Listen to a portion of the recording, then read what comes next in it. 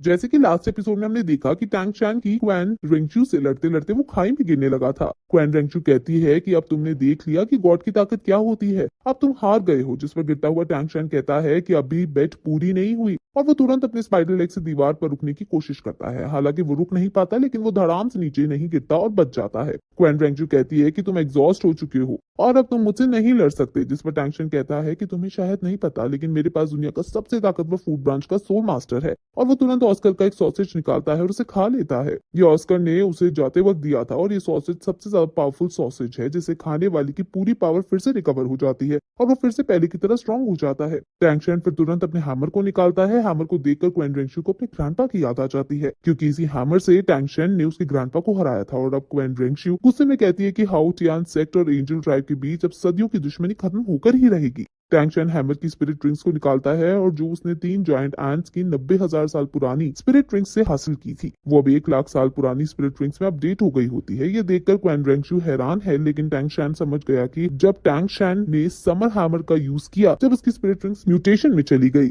Coin रेंगचू कहती है कि अब तुमसे लड़ने में और मजा आएगा, और देखती हूँ कि इस हैमर में कितनी ताकत है। टैंग चैन तुरंत हैमर से समर हैमर की टेक्निक का यूज करके क्वैन रेंगचू पर हमला कर देता है, और क्वैन रेंगचू अपनी स्वॉर्ड से टैंग चैन पर हमला कर देती है और उनके बीच वेपन फाइट शुरू हो जाती है। टैंग चैन फिर लिंग टियान समर का यूज करता है, और उसका हैमर बहुत ज्यादा बड़ा हो जाता है, और वो सीधा क्वैन रेंगचू से टकराने के लिए आने लगता है। क्वैन रेंगचू भी अपनी एंजल अवतार में आकर स्पिरिट स्वॉर्ड क्रिएट करती है और इसे अपने डिफेंस पे अपने आगे लगा देती है। टैंग चैन का बड़ा सा हैमर जो जोर से क्वैन रेंगचू की तलवार से टकराता है, और वो दोनों वेपन एक दूसरे को पीछे धकेलने लगते हैं। लेकिन धीरे धीरे स्वॉर्ड हैमर को पीछे धकेलने लगती है, लेकिन तभी टैंग चैन जायंट एप की इंक्रीज ग्रेविटी का यूज करता है, और जिससे एकदम क्वैन रेंगचू पर ग्रेविटी बढ़ जाती है और वो नीचे धंसने लगती है, और ऊपर से टैंग चैन का हैमर भी उसे नीचे धकेल रहा है। और फिर तुरंत वो स्लेयर गॉडफील्ड असुरा हेल का भी यूज कर देता है, और अब फाइनली टैंग चैन अपने हैमर का फाइनल ब्लो देता है, जिससे क्वैन रेंगचू की तलवार टूट जाती है।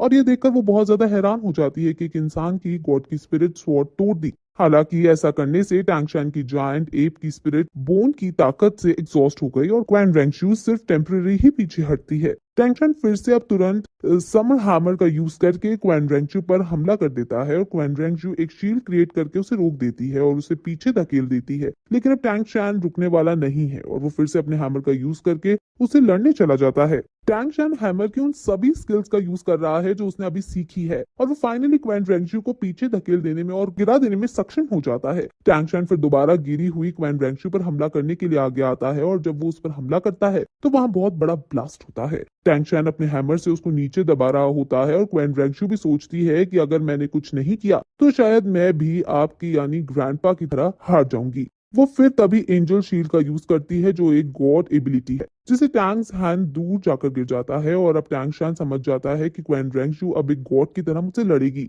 अब मैं कैसे इससे बचूंगा। क्वैन रेंगचू कहती है कि तुम्हें मुझे गॉड पावर को यूज करने के लिए फोर्स कर ही दिया, तुम सच में काफी ताकतवर और एडमायरेबल ओपोनेंट हो, लेकिन मैं तुम्हें ये मैच जीतने नहीं दे सकती। गॉड्स हमेशा इनविजिबल होते हैं, यानी हम पर कभी विजय नहीं पाई जा सकती है। क्वैन रेंगचू अपनी गॉड पावर का यूज कर रही होती है, और वहां एक एंजल फॉर्मेशन क्रिएट हो रही है, और वो फायर ड्रैगन फॉर्मेशन है, जो फील्ड ऑफ एंजल की एक टेक्निक है। चारों तरफ से अब गिरे टोर्नाडो टैंग चैन की तरफ आने लगते हैं, और वो समझ जाते हैं कि क्वैन रेंगचू अब उसे जान से खत्म करना चाहती है। टैंग चैन अपनी आखिरी स्पिरिट रिंग का यूज करके उन टोर्नाडो को पीछे धकेलने की कोशिश करता है, लेकिन नहीं कर पा रहा होता।